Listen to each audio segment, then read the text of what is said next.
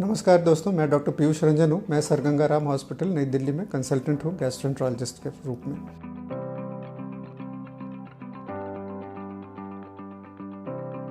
आज इस वीडियो में मैं आपसे एक बहुत ही common condition irritable bowel syndrome के बारे में कुछ जानकारी शेयर करूँगा। इरिटेबल बाउल सिंड्रोम एक बहुत ही कॉमन कंडीशन है और by definition irritable bowel syndrome का मतलब होता है कि स्टूल पास करने में यानी कि लैट्रिन करने में किसी भी तरह की समस्या हो, या तो कॉन्स्टिपेशन हो या लूज मोशंस आ रहे हों और इसके साथ पेट में दर्द होता हो, और ये दर्द जो होता है जो लैट्रिन करने के बाद इस दर्द में आराम मिलता है। तो ये एक डेफिनेशन होती है जो कि एक्सपर्ट कमेटी के कंसेंसस के फॉर्म में ये एक्सेप्टेड डेफिनेशन है। IBS लार्ज इंटेस्टिन और स्मॉल इंटेस्टिन के फंक्शन से होने वाली के प्रॉब्लम से के मेल फंक्शन से होने वाली कंडीशन है। और जो सबसे इम्पॉर्टेंट चीज़ समझने की होती है कि IBS को डायग्नोज करने का कोई टेस्ट नहीं होता। ये मैं हमेशा अपने मरीज़ों को बताता हूँ। लोग परेशान होते हैं कि हमें IBS है जो पता नहीं चल रहा है। देखिए, IBS एक ऐसी कंडीशन है, ये क्लिनिकल डेफिनेशन है जो मैंने आपको बताई। अगर ये चल रहा है और दूसरी बीमारियाँ नहीं हैं तो IBS है। देखिए, IBS का एक प्रोटोटाइप मरीज़ क्या होता है? यंग इंसान 20s 30s में अपने बिल्कुल फिट, पर वो परेशान है, बार बार मोशन आते हैं, पेट में दर्द होता है, वो अपना काम नहीं कर पाता है और सारे टेस्ट उसके नॉर्मल आते हैं। वो ये समझ रहा होता है कि शायद उसको कोई ऐसी बीमारी है जो किसी डॉक्टर के समझ में नहीं आ रही है या किसी टेस्ट के में उसकी बीमारी साबित नहीं हो पा रही है।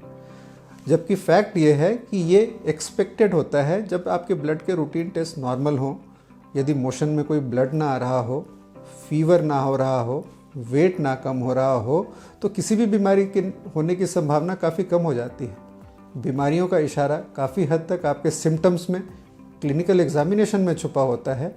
इन्वेस्टिगेशंस उसको कंफर्म करती हैं और जो भी इन्वेस्टिगेशन ज़रूरत हो स्मॉल इंटेस्टाइन और लार्ज इंटेस्टाइन को, एक बैटरी ऑफ टेस्ट्स अवेलेबल हैं जिनकी ज़रूरत हो वो की जा सकती है। तो इरिटेबल बाउल सिंड्रोम के पीछे जो सबसे इम्पॉर्टेंट चीज़ होती है समझने की कि ये किसी भी टेस्ट में आपको नहीं लिखा हुआ मिलेगा कि आप इरिटेबल बाउल सिंड्रोम से सफ़र कर रहे हैं। जब भी और जितने हद तक टेस्ट की ज़रूरत हो उतने हद तक करनी चाहिए। तभी आपका अपने डॉक्टर के साथ एक बहुत अच्छा रैपो, एक बहुत अच्छा संबंध ज़रूरी है। आप उस पर भरोसा करें। जो बताया जा रहा है कि आपको ये ना है, लोगों में मैंने आमतौर पर देखा है एक संशय की भावना होती है, शक की भावना होती है कि शायद ये डॉक्टर मेरे ऊपर ध्यान नहीं दे रहे, या इनको मेरी बात समझ में नहीं आ रही, या मुझे कोई ऐसी बीमारी है जो किसी को नहीं समझ में आ रही है। और जनरली ऐसे यंग मरीज़ अपने काम को छोड़ करके काफ़ी मोटी फाइलों को लेकर के बहुत टॉप गैस्ट्रोएंटरोलॉजिस्ट को कंसल्ट करके अलग अलग शहरों में अलग अलग जगहों पे दिखा रहे होते हैं इस उम्मीद में कि शायद उन्हें कोई बीमारी मिलेगी। तो ये समझना बहुत ज़रूरी है। मैंने बड़े विस्तार से आपको ये समझाया कि इरिटेबल बाउल सिंड्रोम एक ऐसी कंडीशन है जो कि आपको सिम्टम्स बहुत देती है, लेकिन आपकी लाइफस्टाइल को अफेक्ट करती है, लेकिन आपके जीवन में इसमें किसी तरह की हानि नहीं होती है। तो यदि आपको ये सिम्टम्स हैं और आपके इन्वेस्टिगेशंस नॉर्मल है, यदि ज़रूरत होती है ब्लड टेस्ट के अलावा थायराइड के टेस्ट, सीलियक डिजीज़ की screening, small intestinal bacterial overgrowth की स्क्रीनिंग, ज़रूरत होने से कोलोनोस्कोपी एक बेयर मिनिमम टेस्ट होते हैं जो कि ये बताते हैं कि कोई मेजर बीमारी होने की आशंका नहीं है। थोड़ी हम ये समझने की कोशिश करें कि आखिर क्या चीज़ होती है ऐसी जिसमें सिम्टम्स इतने हो रहे होते हों पर हमें टेस्ट में कुछ नहीं आता है। तो ये एक तरह की बॉडी की फिजियोलॉजिकल अल्टरेशन के कारण होती है, जिसमें इंटेस्टाइन की, अगर हम बोलचाल की भाषा में कहें तो आंतों की मूवमेंट गड़बड़ हो जाती है।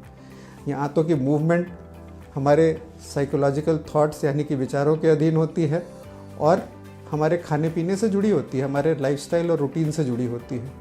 आप अक्सर नोटिस करेंगे कि लैक्टोज इंटॉलरेंस है, यदि आप एडल्ट हैं तो एक काफ़ी कॉमन कंडीशन होती है कि दूध पीने के बाद पेट में गुड़गुड़ाहट होना और लैट्रिन आना, ये इरिटेबल बाउल से ओवरलैपिंग सिम्टम्स हैं। एक्सेसिव अमाउंट में फाइबर कंज्यूम करना, या यदि आप डिटेल में जानना चाहें तो फॉडमैप एक चीज़ होती है, अगर आप हाई फॉडमैप डाइट कंज्यूम कर रहे हैं तो ये सिम्टम्स आते हैं। और अगर आपका लाइफस्टाइल बहुत इरेगुलर हो, आपका खाना बहुत इरेगुलर हो, आप काफ़ी लेट से सोते हो, फिज़िकल एक्टिविटी ना हो और एंग्जाइटी, मन में डर, बेचैनी, घबराहट, कई कारण से आज की लाइफस्टाइल ऐसी है, खास करके शहरों में, कि आदमी एक भाग रहा है, इंसान भाग रहा है, दौड़ रहा है और उसका अपना एक रूटीन नहीं है, तो ऐसी हालत में ये चीज़ें इससे ड्रिवन होती है। एंग्जाइटी, वर्क प्लेस पे प्रेशर, घर पे प्रेशर, हर जगह ये एक अर्बन लाइफस्टाइल की एक आयरनी है, ये होता है। तो इससे ये IBS का मेन ड्राइवर जो होता है, ये ऐसी चीज़ें होती हैं। अगर आप इन चीज़ों को कंट्रोल करें तो काफ़ी हद तक आपके सिम्टम्स कंट्रोल हो जाएंगे। IBS के लिए आपको परमानेंटली किसी भी तरह का दवा लेने की ज़रूरत नहीं है, और डाइट और लाइफस्टाइल मैनेजमेंट से और ज़रूरत होने पर पेट का पेन रिलीव करने के लिए, कॉन्स्टिपेशन को रिलीव करने के लिए, मोशंस के नंबर को कम करने के लिए कुछ ट्रीटमेंट दिया जाता है, वो ले सकते हैं। यदि एंग्जाइटी काफ़ी ज़्यादा है और आपका फिजिशियन आपको ये सजेस्ट करे कि आपको एक साइकियाट्रिस्ट को दिखाने की ज़रूरत है, तो इससे हमें डरना नहीं चाहिए, घबराना नहीं चाहिए। लोगों के अंदर एक रेजिस्टेंस होती है, वो ये सोचते हैं कि शायद हमें साइकोलॉजिकल मरीज़ बता रहे हैं, एक पागल मरीज़ बता रहे हैं, तभी हमें ऐसी दवाइयाँ दे रहे हैं या ऐसे डॉक्टर के पास रेफ़र कर रहे हैं। ऐसी बात बिल्कुल नहीं है। कॉमनली यूज साइकेट्रिक मेडिसिन से इसमें बहुत आराम मिलता है और ये उससे फ़ायदा होता है। मेडिटेशन, लाइफस्टाइल चेंजेस, अपने आप के ऊपर कंट्रोल, सेल्फ कंट्रोल, ये IBS को ट्रीट करने में काफ़ी ज़्यादा कारगर साबित होता है। तो यदि आपको ऐसे सिम्टम्स हों, आपके आसपास में किसी को ऐसे सिम्टम्स हो, तो आप उसकी मदद कर सकते हैं। अगर आपको ये वीडियो में जानकारी अच्छी लगी तो अपने दोस्तों के साथ, अपने रिश्तेदारों के साथ शेयर कर सकते हैं, और अपनी IBS की प्रॉब्लम या अन्य किसी भी गैस्ट्रोइंटेस्टाइनल प्रॉब्लम के लिए आप मुझसे संपर्क कर सकते हैं। धन्यवाद।